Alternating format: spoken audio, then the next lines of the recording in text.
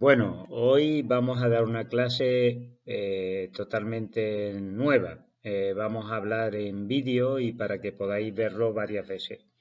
Tened en cuenta que en las prácticas vais a ver prácticamente todo lo que hoy vamos a hablar, pero sí es importante tener una serie de conceptos sobre cultivos, sobre materiales, sobre qué es un cultivo tridimensional, qué es un bioreactor, en la que os daré información o enlaces en YouTube para que podáis informaros mejor.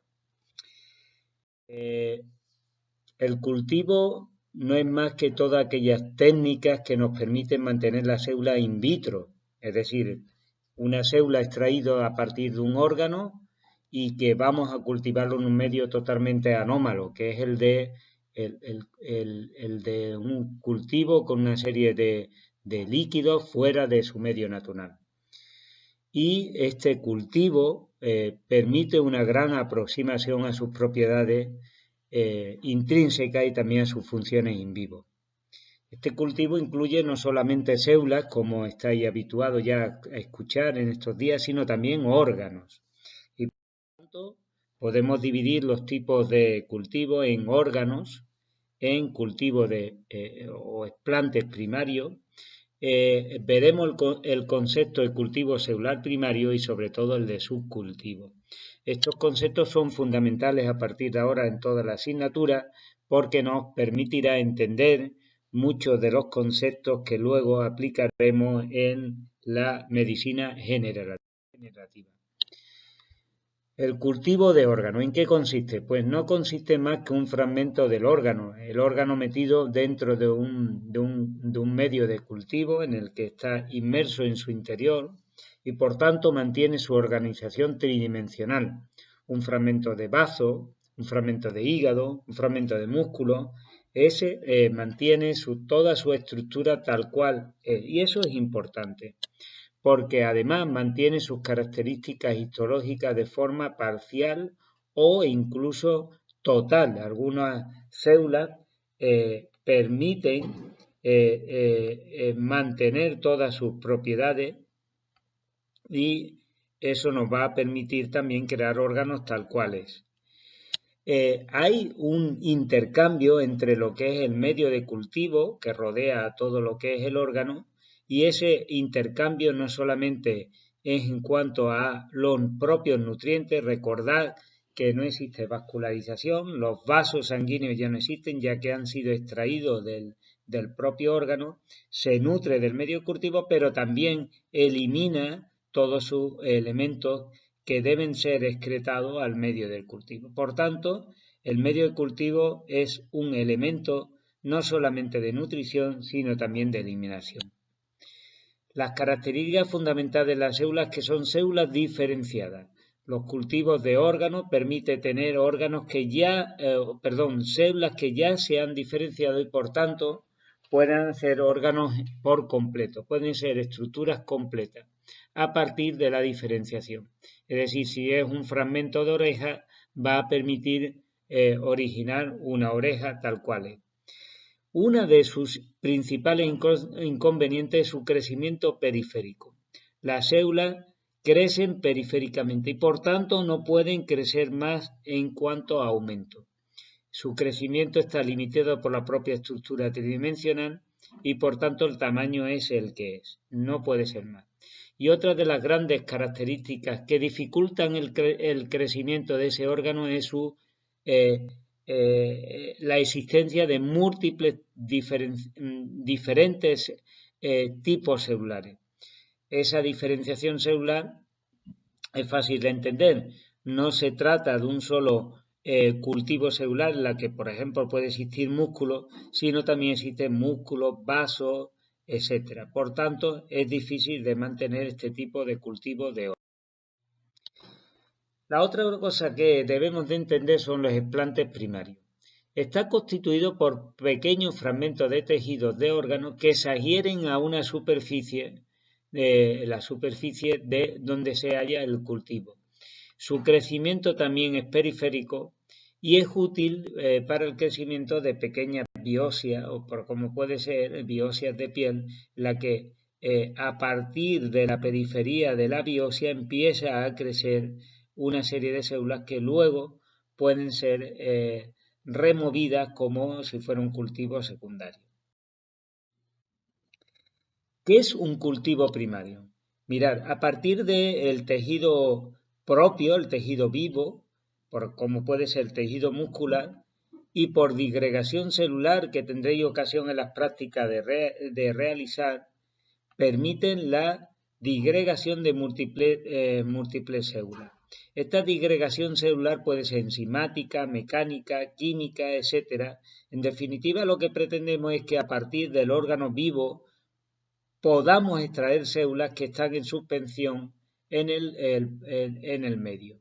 De manera que luego extraemos cultivos que son de un tipo celular específico y homogéneamente desde el punto de vista genético. Otra de las características es la adherencia de esta célula a la superficie del medio en el que lo estamos poniendo. Hay que tener en cuenta que este cultivo primario es el cultivo más utilizado y el que tendremos ocasión en las prácticas de ver cómo. ¿De qué se trata un subcultivo o pase? Mirad, a partir del cultivo anterior que hemos visto, que es un cultivo primario en el que a partir del órgano vamos a extraer células, estas células posteriormente cuando llegan a un crecimiento excesivo y una confluencia celular, como vimos en el primer día de clase, en la que más células no caben dentro de lo que es el medio de cultivo, deben ser sometidos a un tratamiento enzimático en concreto de la tripsinización, de manera que estas células son extraídas y metidas, resuspendidas en otro medio de cultivo. Esa resuspensión de células permite que de nuevo empiecen a crecer, una parte son son guardadas en nitrógeno y parte de las células son resuspendidas para seguir un subcultivo. Es decir, a partir del cultivo primario, que es el que parte del órgano primitivo, hacemos un subcultivo. Aquí lo podemos entender mejor. Tenemos un trozo, un pedazo de tejido que le sometemos a una disgregación mecánica y enzimática, tiene una serie de células en suspensión que son cultivadas, este es el cultivo primario, pero si hacemos una tripsinización de ese cultivo, cuando confluyen entre sí, el siguiente cultivo es el que adquiere el nombre de subcultivo. Todos estos subcultivos a partir del cultivo primario reciben nombre de línea celular. La línea celular tiene una serie de implicaciones. En la línea celular hay un aumento del número de células. Acaban casi siempre predominando en uno o dos tipos celulares a lo sumo. La población celular siempre es uniforme y homogénea, y sus características se conservan en sucesivas generaciones, aunque luego veremos una serie de peculiaridades, y si se conservan en nitrógeno líquido, que también hablaremos posteriormente por crioconservación, se mantienen de su forma indefinida. Pero, ¿cuándo hace un subcultivo? Mira, aquí veis una gráfica logarítmica en la que veis un crecimiento exponencial de la célula hasta que llega un momento que es la meseta, en el que las células no siguen creciendo, sino se mantienen en una línea continua e incluso pueden llegar a la senitud, la senescencia, es decir, la muerte celular. Ese es el momento justo en el que hay que realizar un subcultivo. ¿Y cómo podemos verlo morfológicamente? Porque hay una alta densidad en el cultivo, porque se agota el medio de cultivo o por un tiempo determinado de pasos que tiene cada una de las. Pero también hay que tener en cuenta una serie de células que continúan creciendo, que continúan siendo líneas celulares activas. Es decir, tenemos la misma gráfica, la explantación, los cultivos, aquí vamos a llegar a dos subcultivos y llega un momento después del subcultivo en este tipo celular en el que se mantiene en crecimiento continuo. Eso generalmente es debido a la acción de radiaciones o elementos carcinogénicos o incluso si bien eso es espontáneo, podemos inducirlo mediante la introducción de virus o la transfección de ADN. Como es fácil entender, estas células transformadas no siempre son buenas. Son inmortales, crecen indefinidamente, pero su crecimiento es aberrante, porque esa inhibición por contacto que veíamos el primer día cuando nos poníamos en clase todos juntos y llegaba un momento que no podíamos crecer más, en las células transformadas no se produce. Siguen creciendo, amontonándose una encima de otra. En definitiva, son malignas y permiten la invasión de tejidos adyacentes y dan lugar al crecimiento de tumores. Aún más, son genéticamente inestables, son heteroploides y presentan aberraciones cromosómicas. En 1952 se obtuvo la primera línea celular continua humana. Se denominó la célula ELA con H porque fue extraída a partir de un tumor de cuello uterino de una paciente afroamericana que se llamaba Henrietta Lacks. La H de EA y LAC, la LA, es lo que denominó con el nombre de célula ELA. Yo creo que vale la pena también definir lo que es un cultivo histotípico y organotípico. El cultivo histotípico, que es el que veremos en las prácticas, son cultivos de un solo tipo celular, en la que por esa propia característica elevan una densidad celular bastante grande. Los órganos típicos constituyen varios núcleos o tipos celulares que interaccionan entre sí e intentan parecerse lo más posible al original. Es fácil entender que esto podría inducir a la creación del órgano y por tanto es la base de la asignatura que estamos dando, la ingeniería tisular. Debemos también definir la diferencia entre diferenciación y desadaptación. La desdiferenciación implica una pérdida irreversible de una propiedad diferencial del tipo celular. En cambio, la desadaptación, la pérdida no es irreversible, ya que se debe a la ausencia de un tipo o señal, ya sea hormonal, nerviosa, y que basta con recuperar esa señal para que las características se puedan. Es importante conocer lo que es el límite de Hayflick. Las células podrían crecer mediante subcultivo repetido. Depende del tipo celular. Pueden estar comprendidos entre 50 y 200 generaciones. Pero esa capacidad es finita. El número de mitosis es finito. Y ese es el límite en sí de Hayflick. La capacidad de crecimiento está relacionado con el origen de la célula. Así, la célula derivada del embrión tiene un límite de crecimiento mayor que los procedentes de tejido adulto. Esto lo vimos al principio de la asignatura. Bueno, si bien hemos visto los conceptos básicos de lo que es el tejido celular, pero ¿qué aplicaciones tenemos? ¿Por qué no es útil realizar cultivos celulares?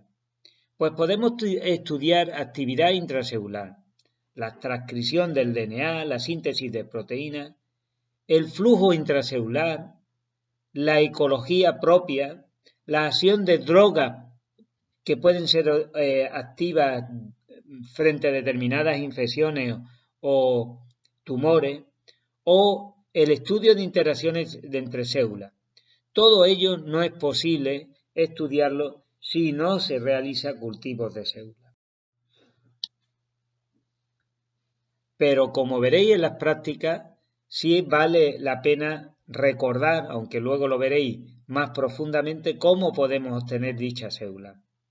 Seleccionamos una parte del tejido, como puede ser tejido muscular, lo diseccionamos dentro de una placa de Petri que está taponada con una solución, realizamos una disociación mecánica, permitiendo que ese tejido inicial que es grande se convierta en un tejido más pequeño, Después viene un tratamiento enzimático que permite que el tejido se individualice en células.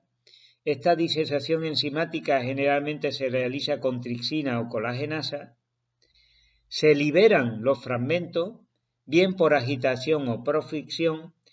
Se lava las enzimas y ese lavado se puede hacer por centrifugación, eliminando todo aquello que nos ha permitido obtener la célula. Se añade un medio de cultivo nuevo y se resuspende, por tanto, se cultivan placas y si queremos hacer subcultivos se resiembra.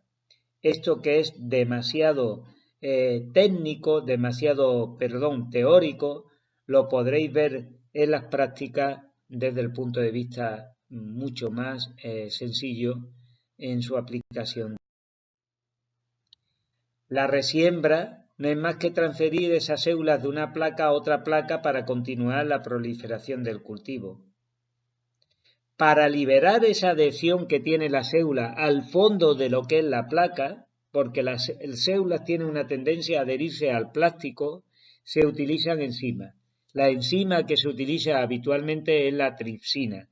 De ahí que la resiembra pasa por el fenómeno de la tripsinización, es decir, someter a la acción enzimática y liberación de células de la placa para que éstas queden libres, se centrifugue y puedan ser resuspendidas en una nueva. Esto se debe hacer bajo una cabina de flujo laminar en la que ese flujo laminar nos permite en un determinado momento que estemos libres de cualquier contaminación. Por supuesto, la incubación de todas estas placas se realizan en un incubador de CO2. Tendréis ocasión en el Instituto de Biomedicina de ver incubadores de CO2 con distintas placas y con nuestros medios de cultivo que, como os recuerdo, nosotros estamos cultivando células musculares. Tendréis ocasión también de verlo en el microscopio de inversión en la que veréis las células musculares, la morfología que tienen. Y por supuesto la congelación. Parte de las células que vais a utilizar han sido previamente congeladas para que se mantengan todas sus propiedades por completo durante un periodo amplio. Tendréis ocasión también de ver equipos de esterilización y filtración y toda lo que es la técnica aséptica de cultivo, los soportes y sustratos que tenemos para mantener esas células y todos los medios en la sala de cultivos que se mantiene, en la que veréis que están sometidos estos cultivos a un oxígeno al 95% con un dióxido de carbono al 5%, una temperatura similar a la del cuerpo humano, un 37%, con humedad y con un medio líquido para evitar la deshidratación. Ese medio líquido mantiene un pH en torno a 7,4 con una osmolaridad parecida a la humana, con su temperatura adecuada, su viscosidad y su tensión superficial. Bueno, esto en las prácticas tendréis mayor ocasión de tener. Creo que vale la pena también hablar algo sobre los métodos morfológicos de observación. Aquí veis un microscopio de inversión. Podréis verlo en el Instituto de Biomedicina cuando hagamos las prácticas. El primer seminario que vamos a hacer va a consistir en ver estas células que veis aquí, que son células musculares alargadas, con un medio, está en el medio de cultivo y visto con microscopio invertido. Pero también hay otros medios que permite ser visto mediante marcadores fluorescentes. Aquí en la parte izquierda de la diapositiva, aunque no se puede distinguir bien, existen células, pero cuando son marcadas con un inmunotrazador y visto con un microscopio de fluorescencia, veis la morfología que tiene esta célula, que son células musculares, las mismas que visteis en el ejemplo. Una microcinematografía en la que se ve la cromatina, cómo se está dividiendo, y esto puede ser visto en tiempo real. Creo que también vale la pena hablar de la tinción inmunohistoquímica. Todos estos conceptos los vais a ver en las prácticas. La inmunohistoquímica no consiste más que en una reacción anticuerpo contra antígeno. Existe una inmunohistoquímica directa y una indirecta. La directa es la que existe un antígeno y un anticuerpo primario que tiene un citocromo que es el que está marcado y por tanto el que luego podemos verlo con el microscopio de podemos verlo con inmunohistoquímica, y el anticuerpo, y la reacción indirecta es aquella en la que el anticuerpo primario se une al antígeno, pero después existe un anticuerpo secundario que es el que está realmente marcado con el citocromo. Esta indirecta es mucho más específica que la directa que hemos visto anteriormente.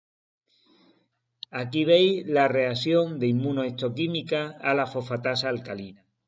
El antígeno es marcado por un anticuerpo primario procedente de conejo y un anticuerpo secundario concreto para la fosfatasa alcalina con su propio citocromo, en la que después de ser sometido a esta tinción podemos ver que el precipitado se marca como rojo, que es el que veremos dentro del tejido. Os dejo una referencia aquí, aunque también será cargado en la enseñanza virtual, en la que os explica el ELISA directo e indirecto de una forma mucho más concreta y fantástica. También debéis procurar ver este vídeo, que también os colgaré en la enseñanza virtual y cuya dirección podéis ver aquí, sobre la microscopía electrónica, que revolucionó bastante lo que es la visión a nivel microscópico de lo que son los tejidos. Solamente apuntaros que existe un microscopio de transmisión y otro de barrido. El de transmisión es el que permite ver la célula en su interior, de barrido el que permite ver su superficie, y que en este enlace de YouTube podéis verlo, os lo explicarán más detenidamente.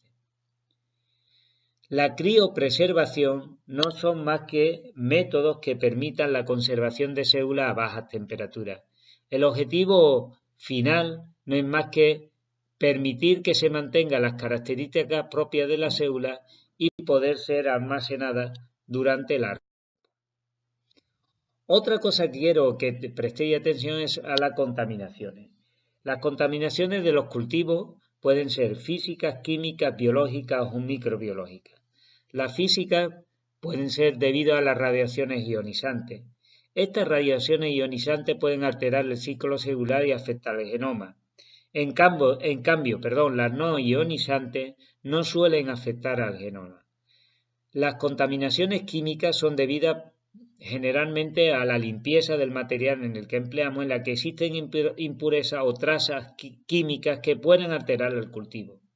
La biológica a contaminaciones de otros grupos celulares distintos al que estamos cultivando. Y por último, las microbiológicas es debido a la contaminación por bacterias, levadura o virus.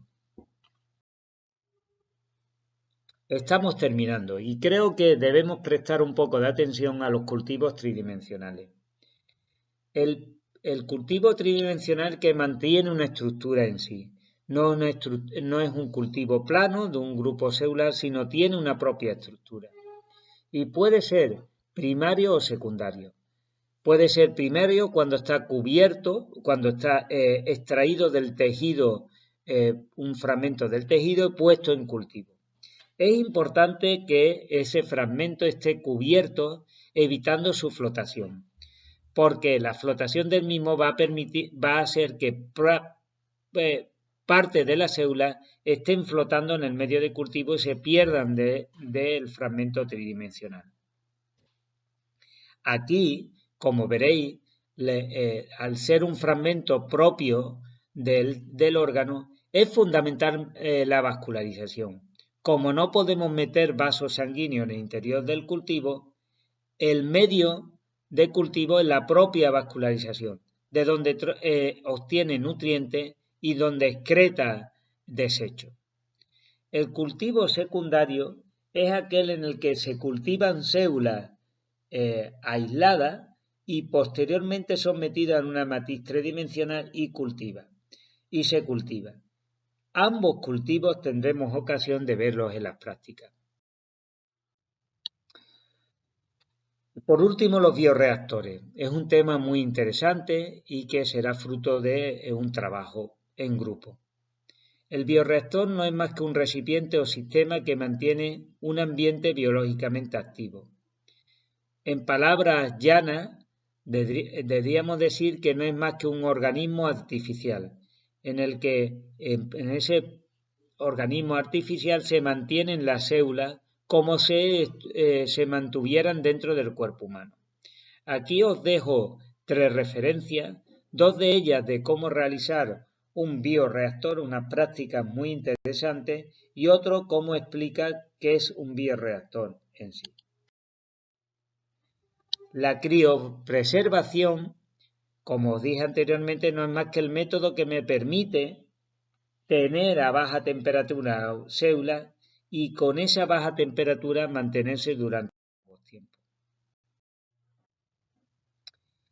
Bueno, yo creo que es todo lo que debiéramos ver de este tema. Os invito a ver todos los vídeos que tenéis colgados en la enseñanza virtual, porque esto va a completar bastante todo el tema que hemos hablado hoy. La segunda parte del tema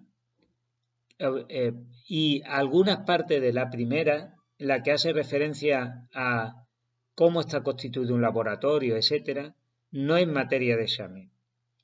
Así que os recomiendo ver este vídeo y completar los aspectos que hemos visto en él, porque ese es el que será materia de examen.